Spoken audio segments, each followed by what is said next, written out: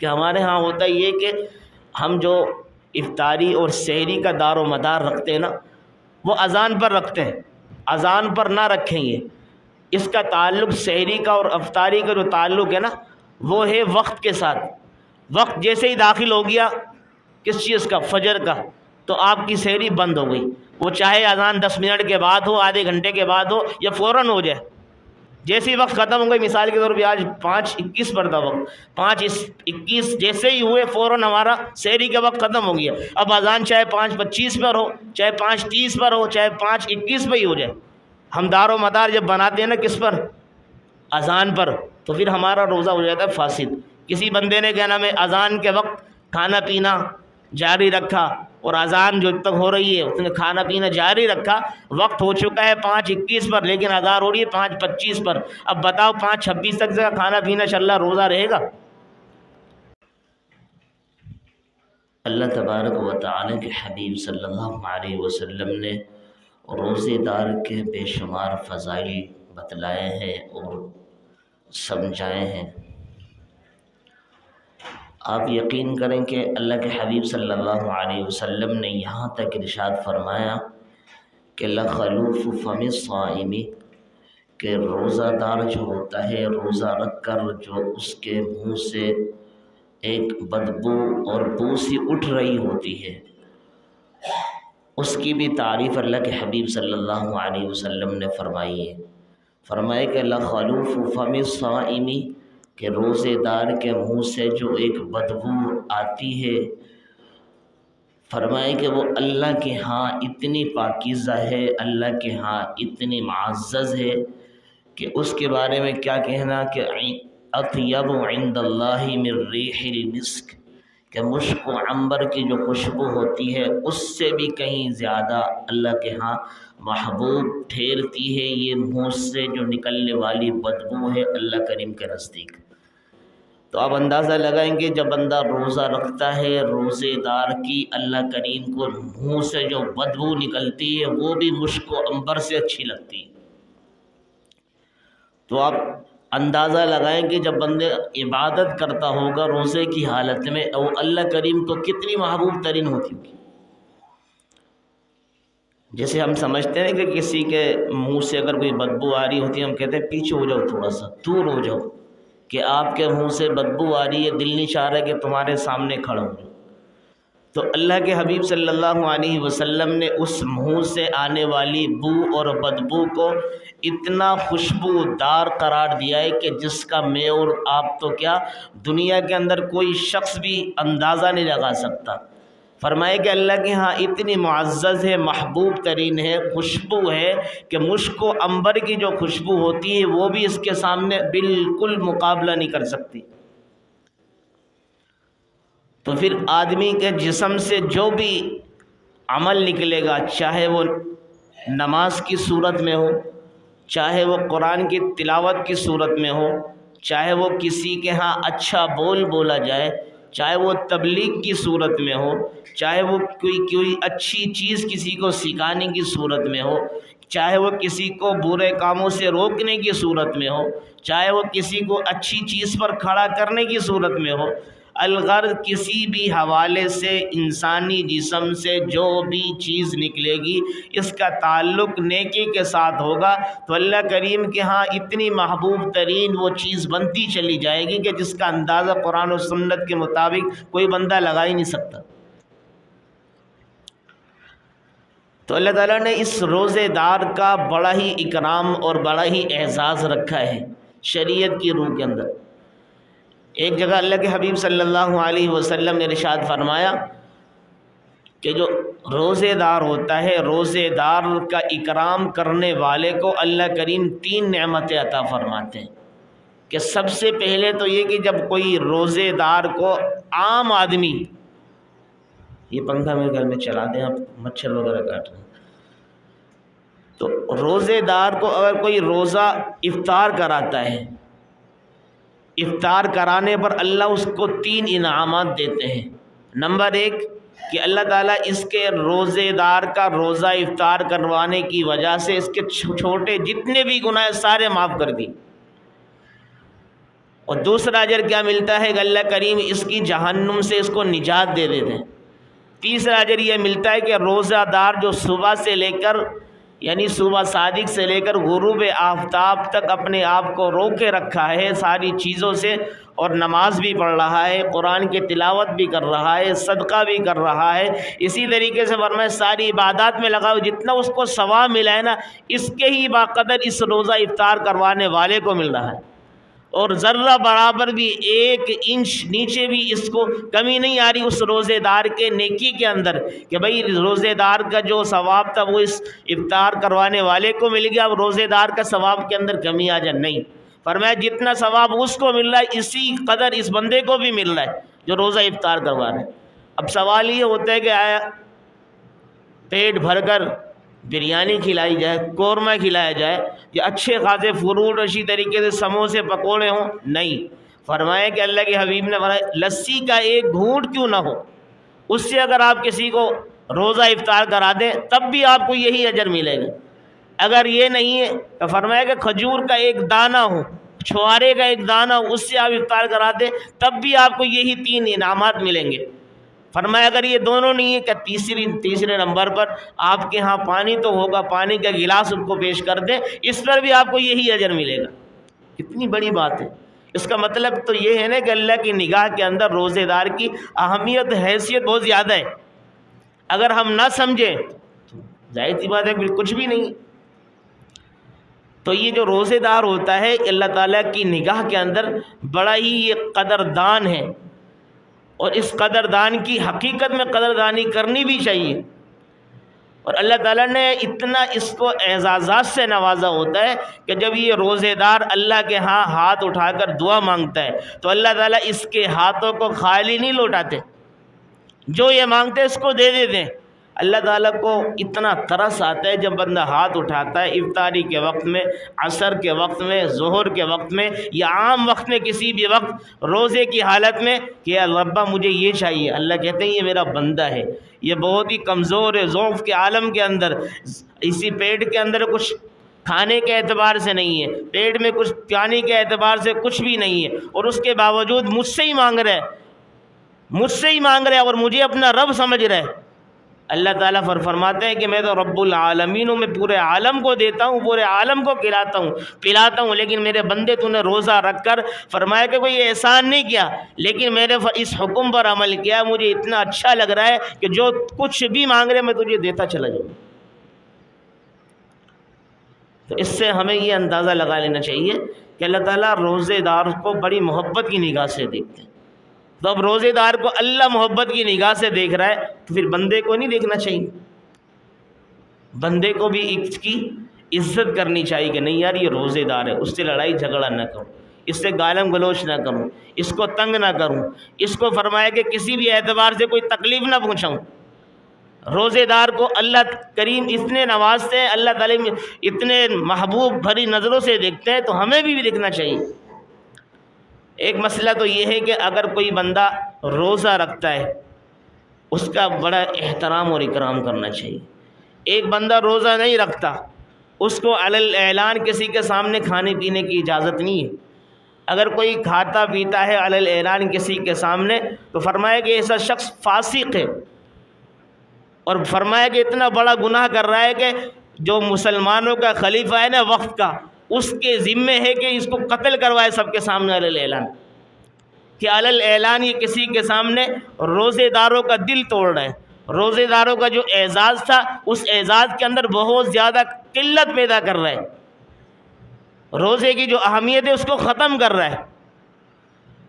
جو مسلمانوں کا خلیفہ وقت ہو اور حقیقت میں وہ حاکم العادل ہو تو اس کے ذمے یہ کہ ایسے بندے کو اٹھا کر سب کے سامنے علی الاعلان قتل کیا جائے۔ یہ فقہا نے لکھا ہے مسئلے اس کے بارے میں۔ تو لہٰذا علی الاعلان کسی کے سامنے کھانا پینا نہیں چاہیے۔ مثال کے طور پہ کبھی ایسا ہوتا ہے کہ کوئی بندے روزہ نہیں رکھ سکتے بڑی عمر کی بنا پر یا کچھ بیماری کی وجہ سے، کوئی بھی عذر ہو سکتا ہے، شرعی عذر جو ہوتا ہے، کسی کے سامنے کھانا پینا نہ کرے، اپنے گھر کے اندر دیکھ لے اپنی اس ضرورت کو مکمل کرنا۔ اس پر آپ کے سامنے ایک واقعہ ہے جو کہ تقریباً ہر دفعہ سنایا جاتا ہے، ایک مجوسی کا واقعہ ہے کہ احترام رمضان کے اوپر ایک مجوسی تھا جو مسلمانوں کے علاقے میں رہا کرتا تھا.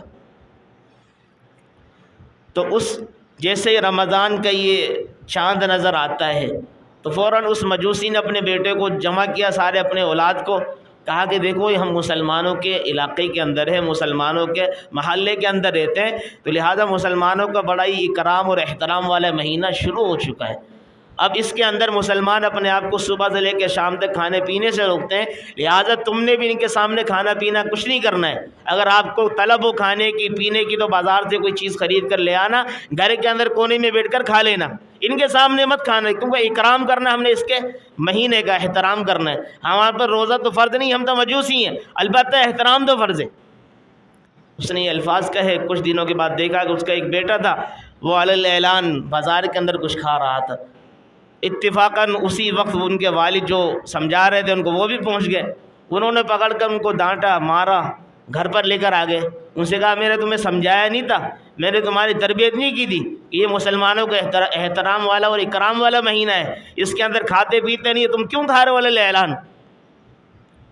وہ اس طرح ڈانٹ کر اپنے بیٹے کو لے کر آ گئے گھر پہ. اسی دوران اس کا انتقال ہو جاتا ہے. کسی پڑوس کے اندر اللہ والے تھے بزرگ، اس نے خواب میں دیکھا کہ یار وہ تو جنت کے اندر مزے لوٹ رہے، جنت کے باغوں کے اندر گھوم رہے، چہل قدمی کر رہے. اس سے پوچھا کہ تم یہاں پر کیا کر رہے ہو؟